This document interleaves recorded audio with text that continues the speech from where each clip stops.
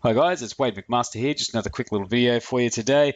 Basically, we're looking at since the GDPR law has come in, we've all had to basically get compliance for any personal data we store or use, and therefore cookies are something we need to actually get consent for on our website.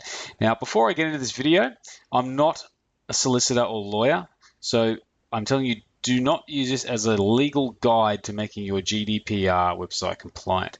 While I use this myself and I feel confident, I don't actually know for sure 100% that this is legally compliant, so you should definitely, if you want to use these tactics, definitely get some legal advice to make sure it's compliant for your website, as every website is individual and different and has different requirements. But this should give you a bit of an idea on how to get started, hopefully. But if you are going to do this, do get legal advice to make sure it is 100% compliant. So the first thing we need on the website, what I tend to set up, is a privacy policy or cookie policy. I've got one here. This is just a bit of a junk one I've generated because this is just a test site, not an actual public site. You can create these pages just as per normal, create a privacy policy or a cookie policy. Or there is actually a better way to do it. If the cookie policy, I would just create it as a page, but I would upgrade WordPress. If you go to updates, update WordPress to the latest version. If you then go onto settings, there's a section called privacy. If you click on that, you'll actually see you can select an existing page as your privacy policy or create a new one. When you create this new page, it actually generates a portion of the policy for you, which is suitable to WordPress, and then you've got to basically fill in the gaps and blanks that suit your individual site. Once again, a lawyer or solicitor is perfect for that. So you create a privacy policy. I've got one here. I haven't created a cookie policy for this particular video, but I do recommend you create one and link to it either from your privacy policy or from your actual pop-up. But what we're going to do in this particular video for the consent of the cookies, we're going to install a plugin. So I'm going to go to plugins here and click add new. And I'm going to search for GDPR cookie compliance. You'll see here we have GDPR cookie compliance, and you want to choose the one by Move Agency. I'm going to install that now. And of course, once it is installed, I'm going to click Activate.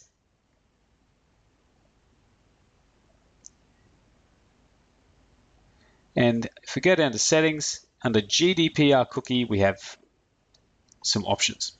Now, before I go any further, I'll just click back to my privacy policy and refresh. I'm not sure if this is active yet, so I guess we'll find out in a second.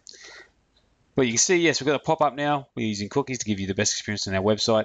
You can find out more about which cookies we are using or switch them off in settings. So people can accept this, or they can go into the settings, and there's a few options here. We've got a privacy overview, strictly necessary cookies. Basically, it's disabled by default, and we can enable them and save those settings. So if you do want to go that way, you can do that. What I do is a little different, but we're going to go through, I guess, the more expansive options first, because, as I said, everyone's site's individual and has different requirements. Just going to close that. So if I head back to GDPR cookie, what I'm going to do now, you can actually change things like the button color here, like the brand, primary color, secondary color. Have a play with those if you want to get your branding looking, this pop-up looking the same as your branding. And you can change some of the layout positions, but to be honest, it looks pretty neat and tidy, and I don't really bother playing with these settings because it's just a legal notice and it doesn't really need to be pretty, so to speak. So what we're going to do, you see we've got some options here, and straight away you can see we've got the actual pop-up here. We can change that if we want. Maybe you want to say we're using cookies to give you the best experience on this website. So for now, we're going to leave that because we're going to go through a more expansive way of doing this. Privacy overview. If you remember that privacy overview tab we looked at, we have the information here that we used. Strictly necessary cookies as well.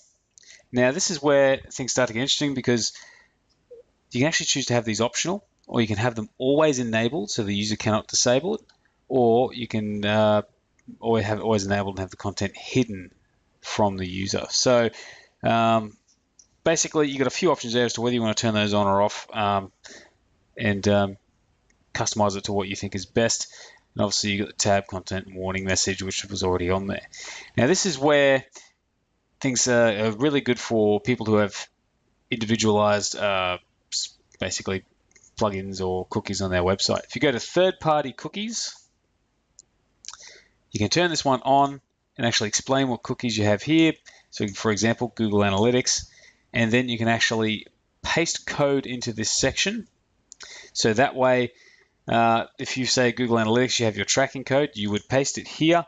So the plugin would insert this into your website if it was enabled and actually stop it from functioning if a user disabled the cookie. So basically, if you've got some kind of code that goes in the header of your website, this will be instruction given to you from your the plugin, or you can basically use this if it goes into the body of your website. So if you've got something within your content that you want to disable, if someone chooses to disable it, you can do that. So you got different areas where you can input code, and so you got these additional cookies. That way people can turn them off if they don't want them. And of course, you've got additional cookies tab here. Same basic idea, and you can change the information there. You can also change the titles of the tab, and yeah, so it's pretty handy. So you can go through and make sure that people have to turn on certain features on your website by going through these areas. What I do is, because I don't collect any sensitive data, my understanding of this, once again, this isn't legal advice, so speak to a solicitor, but my understanding is if I don't actually capture any sensitive data, that's things like, I couldn't tell you right now, but things like race, religion, or political opinions. This is a sensitive data is a bit of a different thing, but I'll put that I'll put a bit of info on that on the description below as to what sensitive data apparently entails. Once again, get legal advice, but I choose implied consent.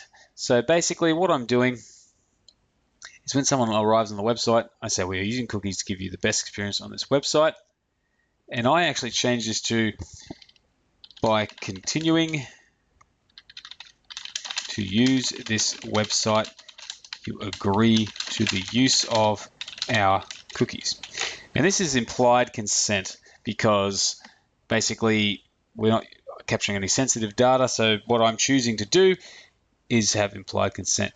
And what I do is I change this little thing here. You'll see it has 2 square brackets with setting and then a link. And I simply change that to click here for more information.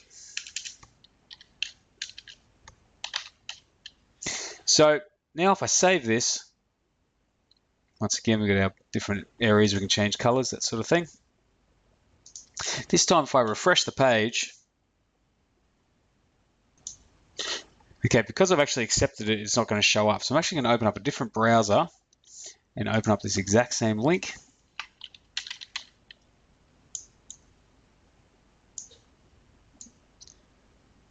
Okay, so that's our new browser window. Now you'll notice at the bottom, it says the same message. We're using cookies to give you the best experience on this website. By continuing to use this website, you agree to the use of our cookies. Click here for more information, and then we get our window.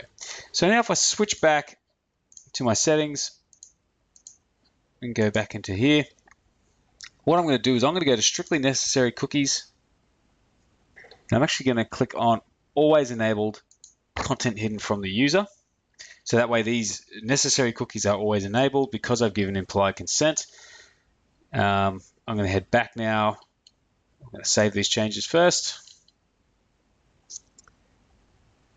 So what I've done, just to sort of summarize, I've changed this message. By continuing to use this website, you agree to the use of our cookies. We can say you hereby. So I've changed the message here under info bar content, and then I've gone to strictly necessary cookies. Click the third option, always enabled and hidden content from user. The third thing I'm going to do now is go back to privacy overview. You can see here it says this website uses cookies, provide your best user experience as possible, etc., etc. And you can actually change this last sentence, and I simply put, for more information, please see our privacy policy.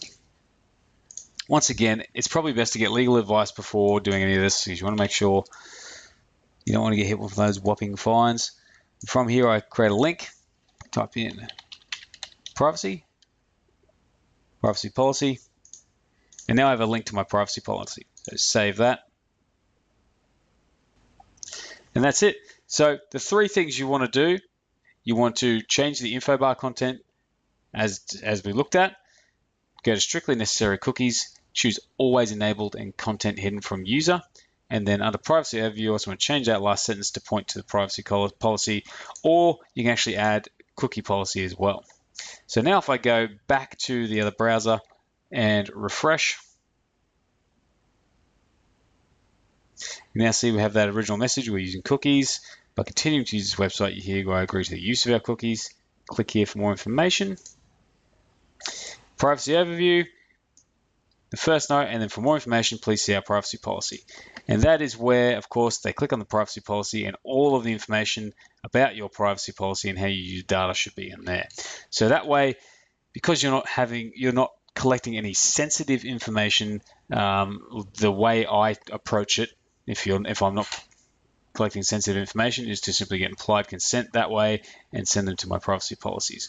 So that is just how I do it. Like I said, I'm not sure if it's actually compliant. I'm very confident. However, I wouldn't trust me necessarily. Definitely get some legal advice, but hopefully that just gives you a little bit to get started, and that way you're good to go.